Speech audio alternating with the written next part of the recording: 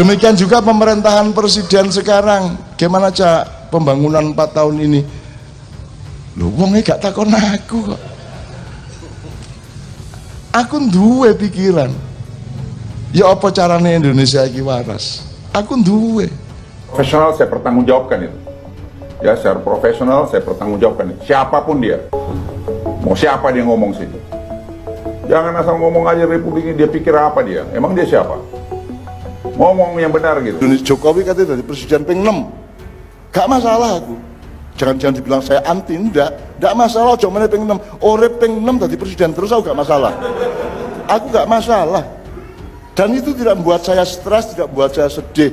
Jangan berikan ruang apapun pada ini sangat berbahaya sekali.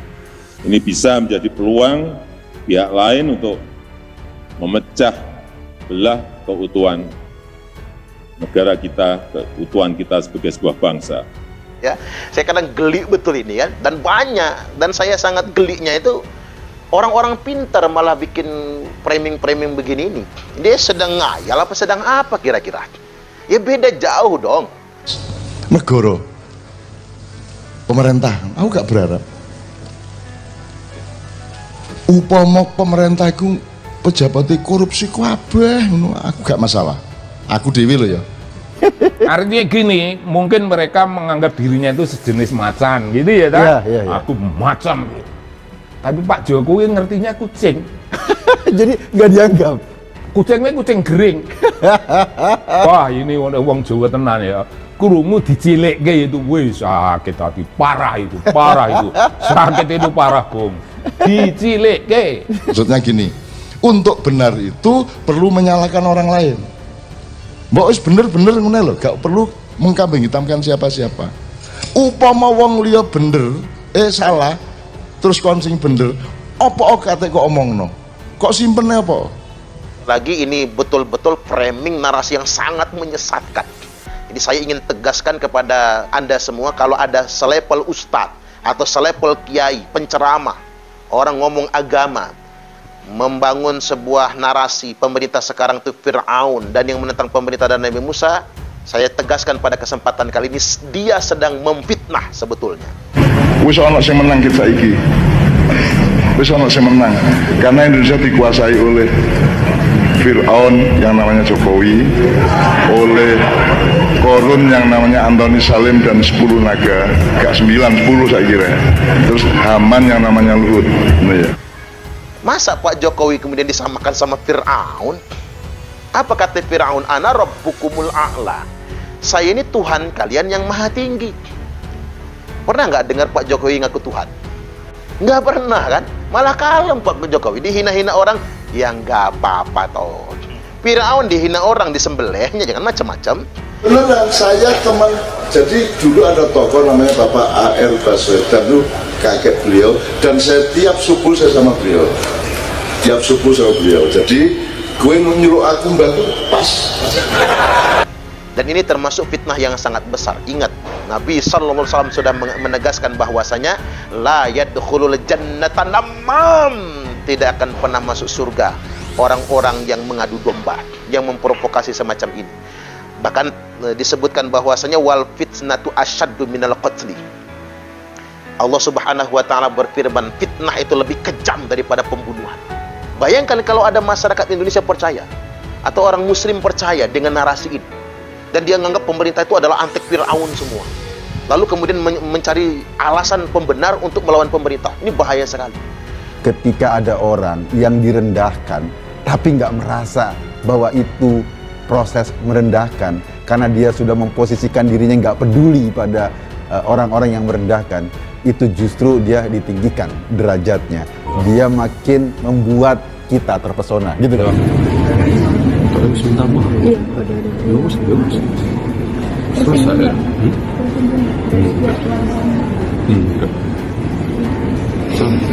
Nabi Sallallahu Alaihi Wasallam telah memberikan peringatan, man kharaja minat ta'ah, barang siapa yang melepaskan dirinya keluar dari ketaatan kepada pemerintah yang sah, wa faraqal jamaah, dan memisahkan diri kepada negara, pamata, lalu dia mati, mata mitatan jahiliyah, maka matinya mati jahiliyah. Ya semua dimaafin lah ngopo tuh. Serasa sidik-sidik lapor loh. Kaya orang tua kalian. Hal itu sama bapak nggak? Karena Ngobrolnya semua pakai misalnya 2022. Polemik Jokowi dan Fir'aun, ada Fir'aun bikin sejahtera rakyatnya. Viral potongan video ceramah budayawan MH Ainun Najis alias Cak Nun di media sosial. Dalam video tersebut, Cak Nun menyebut Jokowi sebagai Fir'aun dan Luhut Binsar Panjaitan sebagai Haman. Karena Indonesia dikuasai oleh Fir'aun yang namanya Jokowi, oleh Korun yang namanya Antoni Salim dan 10 naga, terus Haman yang namanya Luhut, katanya. Ucapan ini menuai reaksi keras dari banyak pihak. Mereka pasang badan dan tak ingin Jokowi disamakan dengan Fir'aun yang dipandang punya rekam jejak buruk. Ali Ngabalin misalkan tidak terima Jokowi disamakan dengan Fir'aun dan mematahkan ucapan Cak Nun itu. Sebetulnya dari sudut pandang sejarah permasalahan ini hanyalah miskonsepsi atau kesalahpahaman semata dan penyempitan persepsi.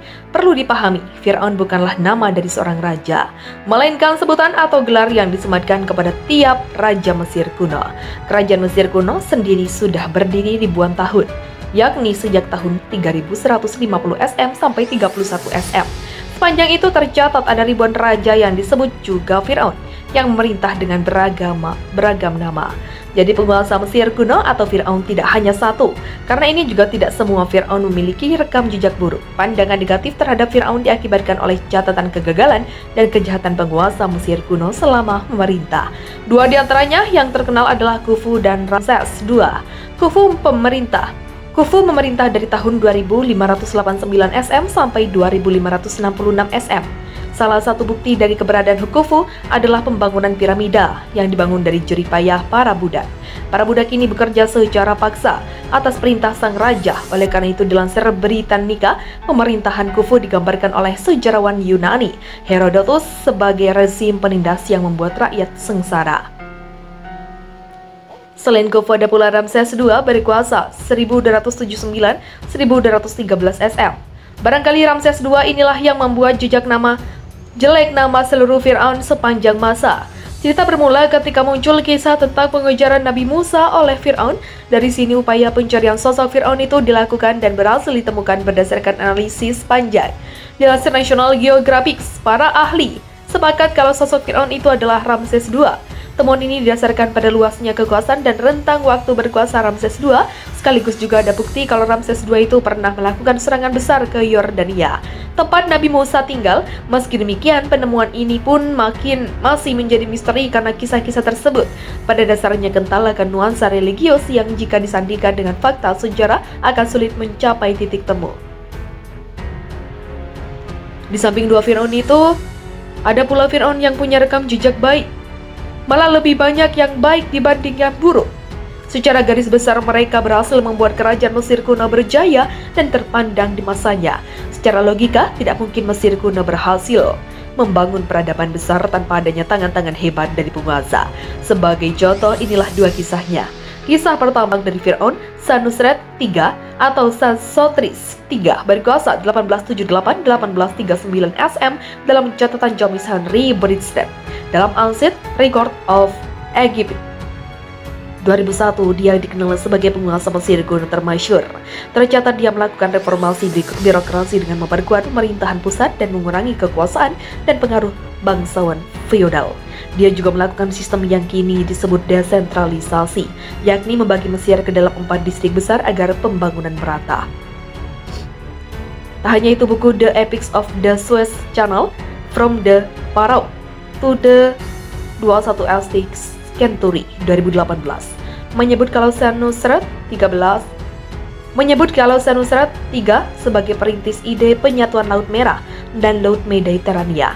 Penyatuan ide direalisasikan dengan banyak membangun kanal yang menjadi cikal bakal terusan Suez. Pembangunan kanal-kanal ini terbukti mendongkrak pertumbuhan ekonomi dan kesejahteraan penduduk Mesir kuno. Senusret III juga tercatat sebagai ahli pertempuran. Di masanya dia menjajah daerah Nubia yang memiliki keuntungan ekonomi luar biasa. Penguasaan atas Nubia membuatnya dapat memulai berbagai proyek pembangunan termasuk kanal-kanal. Masih mengutip buku Jamels Henry Bristow, ada pula Thutmose III berkuasa 1479-1425 SM. Di tangan Thutmose III, Mesir kuno dikenal sukses melakukan invasi ke wilayah lain. Salah satunya Suriah berkat kepiawaiannya membenahi militer bala tentara Mesir kuno semakin dikdaya. Keberhasilan inilah yang membuat wilayah kekuasaan Mesir kuno semakin luas. Sebagai catatan, apa yang dilakukan Firaun seperti menginvasi wilayah lain atau sistem feodalisme adalah hal wajar saat itu. Kita juga harus memahami kalau tidak bisa melihat peristiwa sejarah berdasarkan kacamata masa kini. Jadi tak semua Firaun identik dengan suatu yang tak baik atau jahat.